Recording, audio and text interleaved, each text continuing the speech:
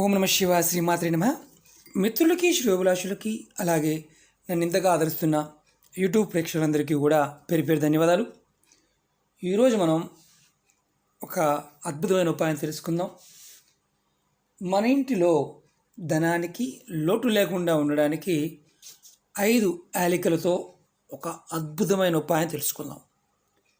మీరు చూస్తున్నారు కదా, ఇవి మనం రోజు రెగ్యులర్గా వాడే యాలకులు. ఇవి పెద్ద యాలకులు అంటారు. వీటిని మసాలాలో వాడుతూ ఉంటారు, ఎక్కువగా బిర్యానీ ఇలాంటి వాటిల్లో వాడుతూ ఉంటారు. మనకి ఈ ఉపాయానికి కావాల్సినవి పెద్ద యాలకులు, ఇవి కాదు. మీకు 2 తేడా చూపించడం కోసం చూపిస్తున్నాను. ఎలా చేయాలి, ఏ విధంగా చేయాలి మీకు తెలియజేస్తాను. మిత్రులరా, అదృష్టవంతులు కావడానికి మన పెద్దలు, మన ఋషులు ఎన్నో అద్భుతమైన తంత్రాలు, మంత్రాలు, యంత్రాలు, అలాగే జ్యోతిష్యపరమైన రెమెడీస్ చాలా చెప్పారు, ఉపాయాలు. అలాగే ఆయుర్వేదంలోనూ, తంత్ర ఆయుర్వేదంలో కూడా మొక్కలు, పదార్థాలు, వాటి యొక్క శక్తుల గురించి చాలా చక్కగా వివరణ మన పెద్దవాళ్ళు ఇవ్వడం జరిగింది.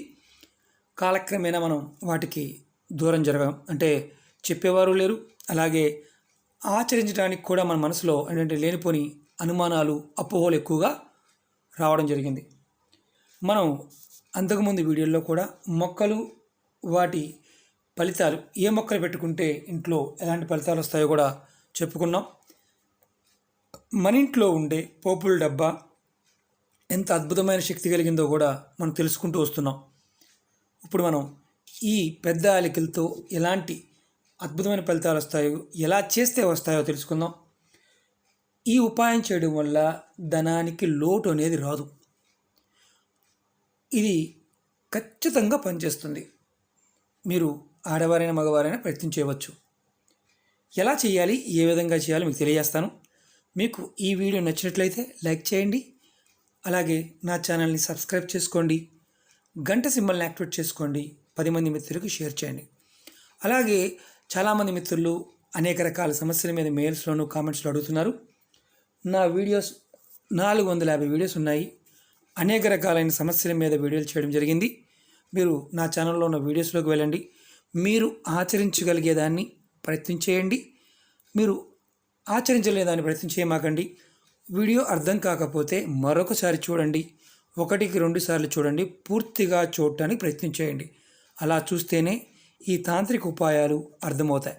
అలాగే ఉపాయాలు చెప్పే పదార్థాలు, ఆ పదార్థం టైము, ఏదైతే టైంలో చెప్తామో ఆ టైం తప్పించి వేరే విధంగా చేస్తే ఎలాంటి ఫలితాలు రావు. అలాగే మీకు నమ్మకం లేకపోతే ఇలాంటి వీడియోలు కూడా చూడవద్దు, ఇలాంటి ప్రయోగాలు కూడా చేయవద్దు. ఎందుకంటే మీరు నమ్మకం లేకుండా ఈ ఉపాయాలు చేస్తే ఎలాంటి ఫలితాలు రావు. దానివల్ల మీ సమయం వృధా అవుతుంది. ఇప్పుడు మనం ఎలా చేయాలో తెలుసుకుందాం. స్కిప్ చేయకుండా చూడండి. ప్రతి ఒక్కరూ ఇంట్లో మన పోపుల డబ్బా ఉంటుంది, అంటే మసాలా డబ్బా అంటాం కదా, దాంట్లో ఈ యాలకులు కంపల్సరీగా ఉంటాయి. ఎందుకంటే పెద్ద యాలకులు బిర్యానీకి ఇలాంటి వాటికి వాడుతూ ఉంటారు, మసాలా పౌడర్లో కూడా వాడుతూ ఉంటారు.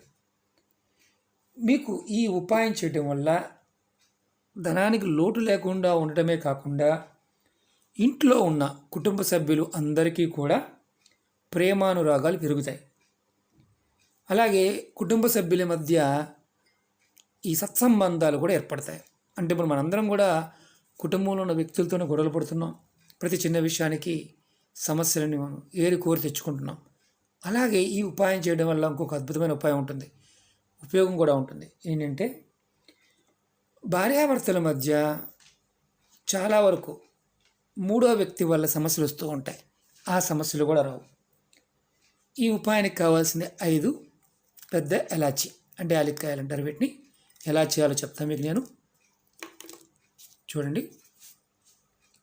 అలాగే ఒక ఎర్రటి దారం కావాలి.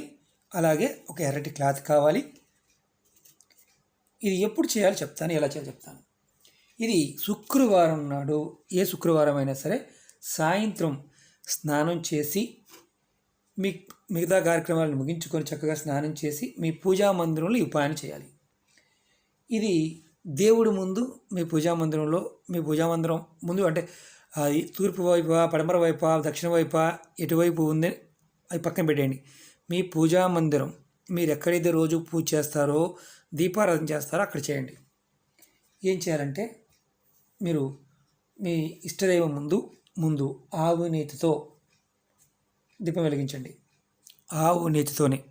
లేదు మా దగ్గర ఆవు నెయ్యి లేదు, నూనెతో వెలిగించండి. కొబ్బరి నూనెతో కానీ నువ్వుల నూనెతో కానీ దీపం వెలిగించండి.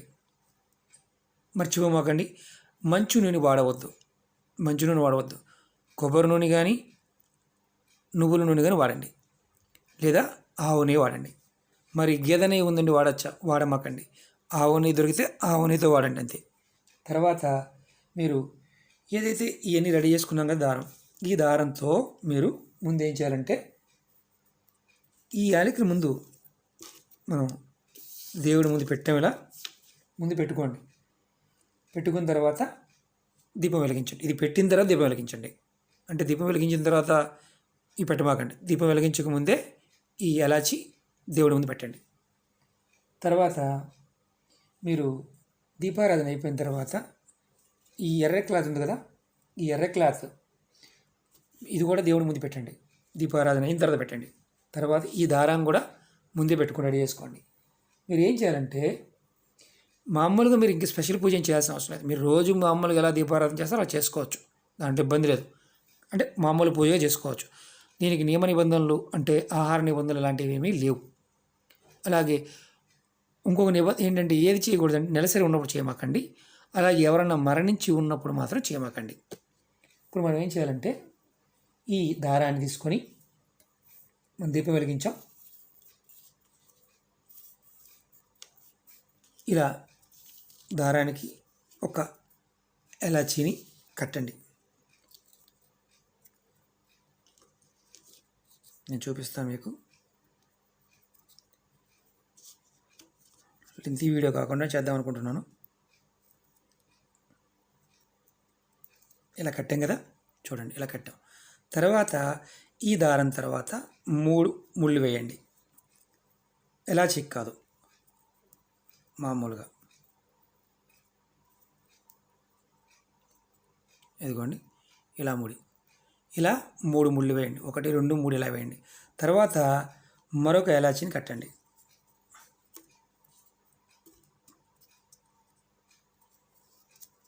ఇలా కూడా కట్టుకోవచ్చు.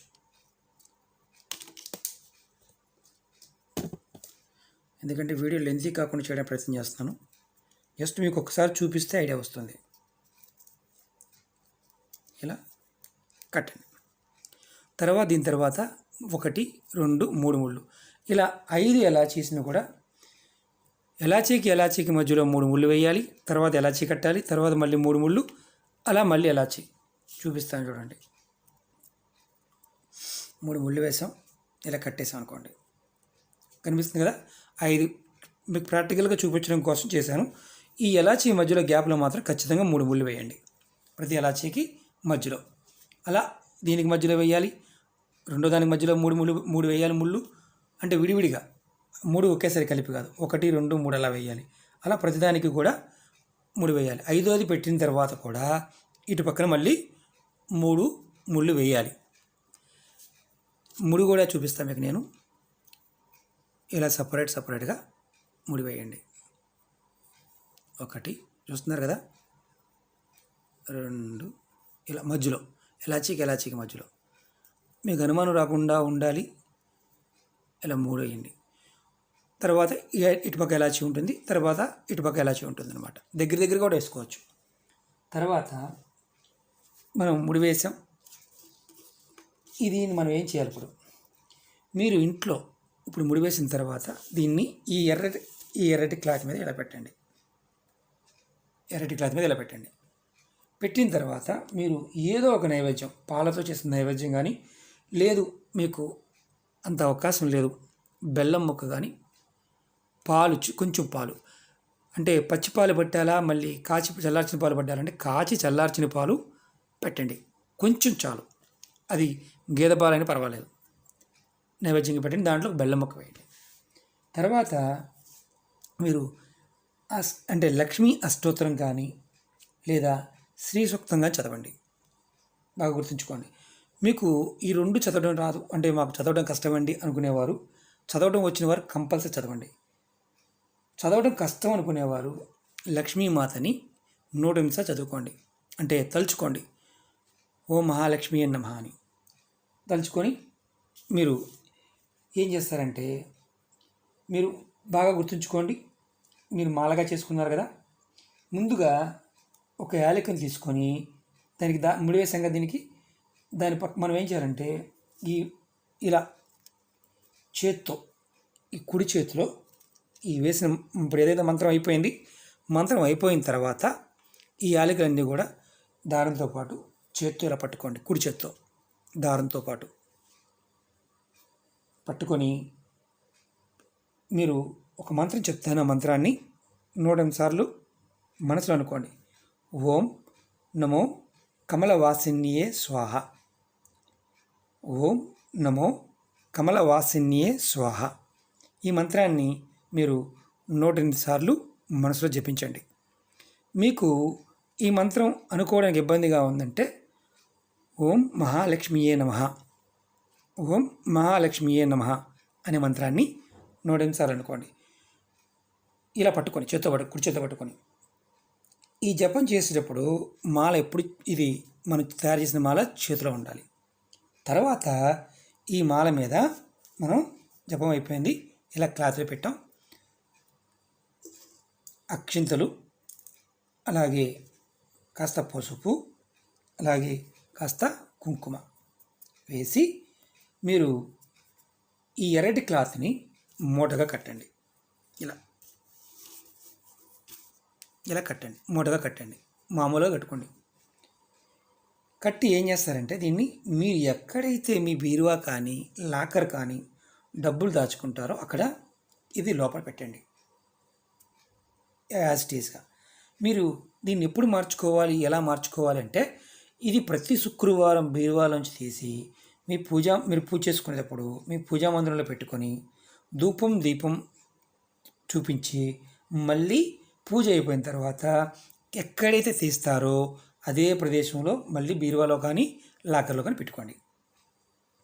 ఈ ఉపాయం చేసిన తర్వాత మీకు 41 రోజుల్లో మీకు ధనప్రాప్తి కలుగుతుంది. 41 రోజుల్లో. అలాగే కుటుంబ సభ్యుల మధ్య ప్రేమానురాగాలు పెరుగుతాయి, మీ మాటకి విలువ పెరుగుతుంది, గౌరవ మర్యాద కూడా పెరుగుతాయి. మీరు బాగా గుర్తుంచుకోండి, మీ పోపుల డబ్బా ఈ ఒకవేళ పెద్ద ఎలాచీ లేదనుకోండి, ఇవి లేవనుకోండి, కంపల్సరీగా మీ పోపుల డబ్బాలో ఈ పెద్ద ఎలాచీ పెట్టుకోండి. యాలక్కాయలు పెద్దవి, ఇవి పచారీ కొట్లు అడగండి, ఇస్తారు. ఇది అద్భుతంగా పనిచేసే తాంత్రిక ఉపాయం. కొత్త క్లాత్ కావాలి, అలాగే దారం కూడా కొత్త తెచ్చుకోండి. వాడిని మాత్రం వాడమాకండి. కానీ ఇది వారం ఈ మూటను ఓపెన్ చేయాల్సిన అవసరం లేదు. కట్టిన తర్వాత ఇలాగే తెచ్చి పూజా మందిరంలో పెట్టుకొని ధూపం దీపం చూపించి లక్ష్మీ మంత్రం చదువుకొని ఇది మళ్ళీ పెట్టుకోవచ్చు. మాకు రోజు చేసే అలవాటు ఉందండి అనేవారికి ఎలాంటి ఇబ్బంది లేదు. వారానికి ఒకసారి శుక్రవారం పూజ చేసేవారు ఉంటారు, వారైనా ఈ పరిహారం చేసుకోవచ్చు.